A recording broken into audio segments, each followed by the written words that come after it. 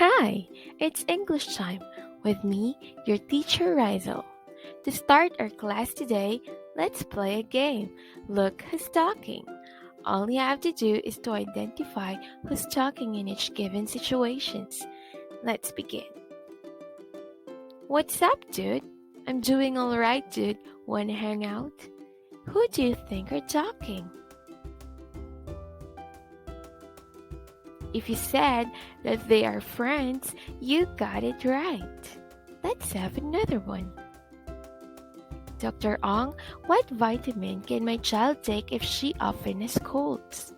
Give her vitamin C, plenty of water, and lots of fruits. Who do you think are talking here? It looks like the one is giving prescription and the other one is consulting for her child. You got it correct. The people talking are a doctor and a parent of the patient. By the way, the prescription of the doctor is true. We need to take vitamin C, to drink plenty of water, and to eat lots of fruits and vegetables to keep our body healthy and strong, especially this time of pandemic. Let's have another situation. How about this one? Jose, do you accept Maria as your lawful wife? Yes, Father, I do. Who do you think are talking in here? Wow, this looks like a romantic scene. What do you think? Yes, you are right. This is a wedding, and the people talking are a priest, a groom, and a wife. Let's go back to the following statements. Number 1. What's up, dude? This is how you talk to a friend. Number 2. Dr. Ong, what vitamin can my child take if she often has colds? This is how you consult to a doctor. Number 3. Yes, Father, I do. This is the answer of the groom to a priest. What have you noticed with the following statements? Yes, you are right. As you can see, there is an appropriate degree of formality that is applied when we talk to a specific person. It's like there is a style that best fits a certain situation and individual. To know more about this, let's move forward.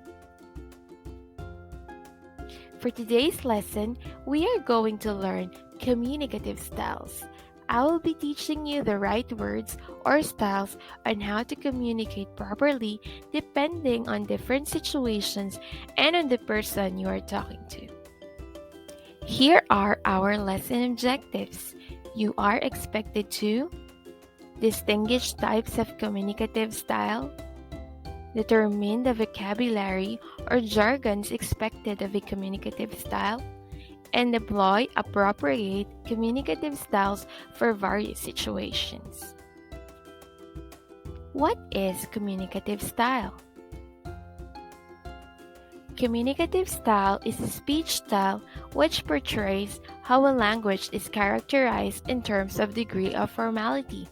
This tells us the correct level of formality to use in our language when we speak, to help us prevent misunderstandings or confusions, and to promote effective and successful communication.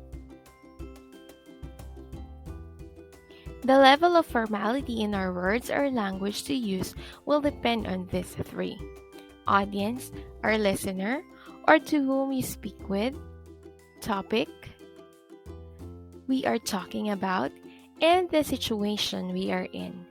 The language you use when talking to your friend is not the same as the language you would use when speaking to someone that is very important. These three are very important to determine which style of communication is to use and to check the appropriate level of formality in our language when conversing or communicating. Here are the types of communicative style: casual, consultative, formal, frozen, and intimate. Each style is marked by a variety of specialized vocabulary, jargons, colloquialisms, and even a difference of intonation and pace. Let's study them one by one. Casual.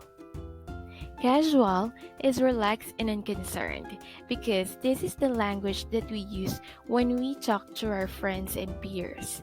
There is also an easy participation from both the speaker and the listener. Slang, vulgarities, colloquialisms, informal constructions like ain't, dunno, gonna are normal in this type of speech style. Sometimes it uses group language so only members of the group can understand it. This is where we use nicknames to address one another. Example: everyday conversation with buddies or friend. Girl, you know, can't say no to you. OMG, did you hear Len ghosted Ralph? OMG, I'm shook. My favorite series is a new episode and I need to watch it ASAP. Casual style is applied to this kind of situations: a personal message or PM, phone calls from your friends, or it can be used in making letters to friends, blogs, tweets, or even in your Facebook posts. It's very easy, right? Did you get it? How about you, homie? How do you talk to your friends? Wow, that's very casual. The next style is formal. Formal speeches are straightforward. It is used in speaking to large groups and is impersonal in nature. Speaker must frame whole sentences ahead of time before they are delivered and used as formal English. It avoids using slang terminologies. Language is comparatively rigid and has a set, agreed upon vocabulary, structured complex sentences, and noun phrases. Formal style is like, you don't wear a suit when going to the market. For example, Mr. Santos, I am pleased to make your acquaintance. It's a formal way of saying, Mr. Santos, nice meeting you. Another one, I sincerely appreciate your assistance. Instead of saying thanks. Formal communication is a style of speaking and writing that is neutral, orderly, controlled, and explicit. It follows certain protocols and it does not have an indication of close personal acquaintance. It can be used in scholarly books, articles, research papers, technical reports, school lessons, corporate meetings, sauna, welcome address, and announcements. Can you try to speak formal language? I would be pleased to hear from you. That's great! Moving on to the next type, consultative. This is used in semi-formal communication. Sentences tend to be longer and spontaneous. The speaker does not usually plan what he or she wants to say. This is the normal style for speaking to strangers or persons who are neither acquaintances, nor friends, nor relatives. Our sentences tend to be longer, however, it is still spontaneous. Here is an example conversation. Doctor, hi, how are you? Patient, not so good. What's wrong? I have a fever and a cough. I'm also sneezing. Let me take your temperature. 101 degrees. Do you have a headache? Yes, I do. I think you have the flu. Take this medicine 2 times a day. Get some rest. Drink a lot of water. Thank you. I hope you feel better. This is an example of consultative style of communication. Notice how light the dialogue is. It is light, but it still has a sense of formality compared to casual style. This style can also be present in these situations. group discussion, teacher-student, regular classroom discussions, doctor to patient, lawyer-client, counselor, and client. Did you get it? Let's try your own examples. Good job! You got it. If you have any questions, you can ask me so we can try consultative speech style.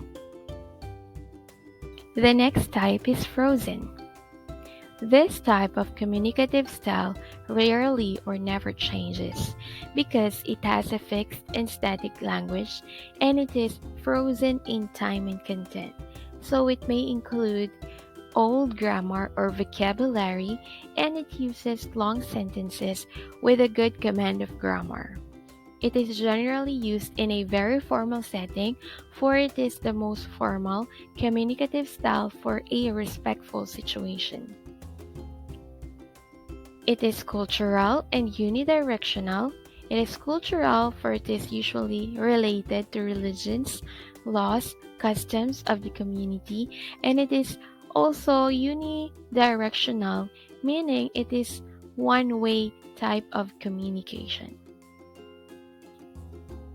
Examples of frozen type of communication can be found in these situations: Holy Mass, religious rites or rituals, the Lord's Prayer, biblical verses, national anthem, Pledge of Allegiance, Constitution, and Preamble, in which all of this rarely or never changes.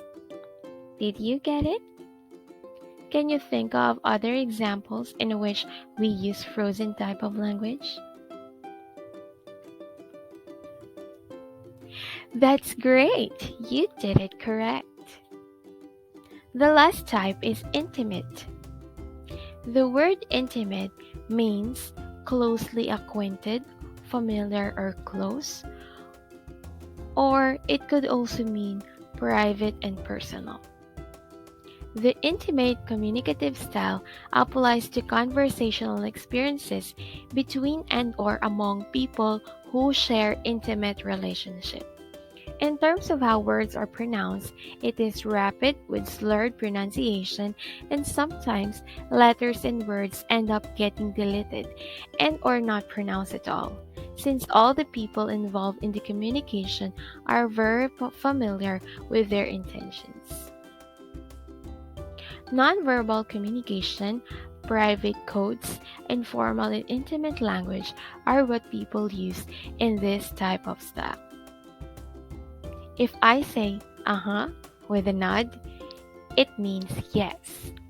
If I say "mm-mm" while shaking my hand, it means no.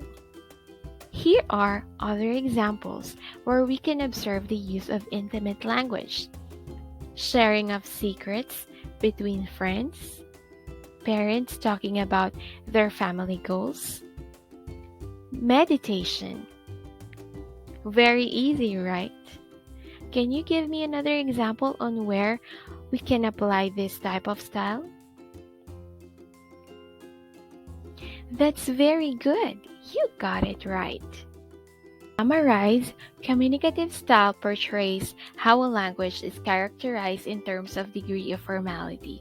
It has different types: casual, used for informal type of communication that uses slang, vulgarities, colloquialism, and group language; consultative, a semi-formal type of communication that uses normal style for speaking; formal, a style of speaking and writing that is neutral, orderly, controlled, and explicit; frozen, has a fixed and static language, and it is frozen in time and content. That is why it rarely or never changes. And lastly, intimate, a style that applies to conversational experiences between and or among people who share intimate relationships. Did you understand our lesson? I'm sure you did. To try what you have just learned, let's have a short quiz. Are you ready? Come on, let's do this. All you have to do is to identify the type of speech style appropriate for the following situation. You may now start answering.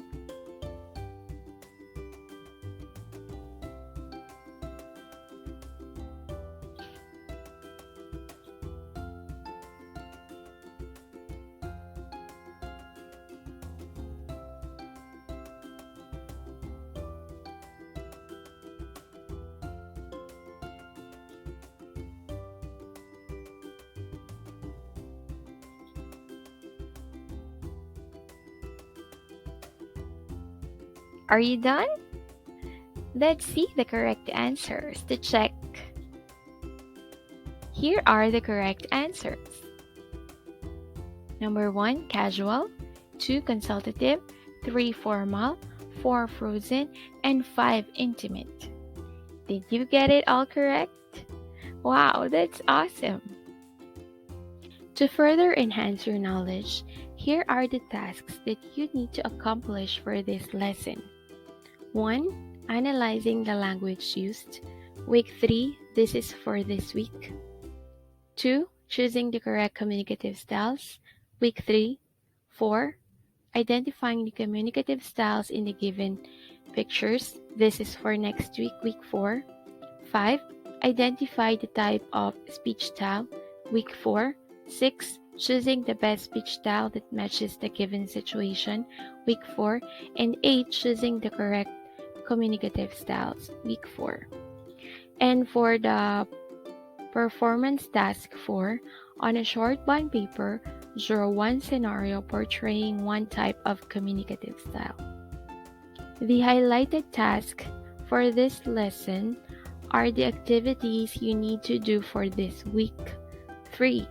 The other 2 learning tasks and the performance task 3 for this week is about our past lesson, the conditionals. Kindly refer to your WHLP for your guidance. For the learning task 1, read and analyze the following statements carefully. Observe the language used in each item. This is for this week 3, copy and answer. For learning task 2, choose the letter of the correct answer. This is for this week, answers only. For learning task 4, identify which style is referred to by each picture. This is for next week, answers only. Learning task 5, identify which type of speech style is appropriate in each situations. There is a word poll on where you can choose your answers. This is for next week, write the answers only. For learning task 6, choose the best speech or message that matches the situation. This is for next week, write the answers only. For learning task 8, choose the letter of the correct answer. This is for next week, write the answers only. For the performance task 4, on a short bond paper, draw one scenario or situation portraying one type of communicative style. This is for next week. The performance task for this week 3 is still under conditionals. Refer to your WHLP. Please follow the schedule on our WHLP in answering your tasks. Good luck, children! Thank you for joining our class today. Goodbye!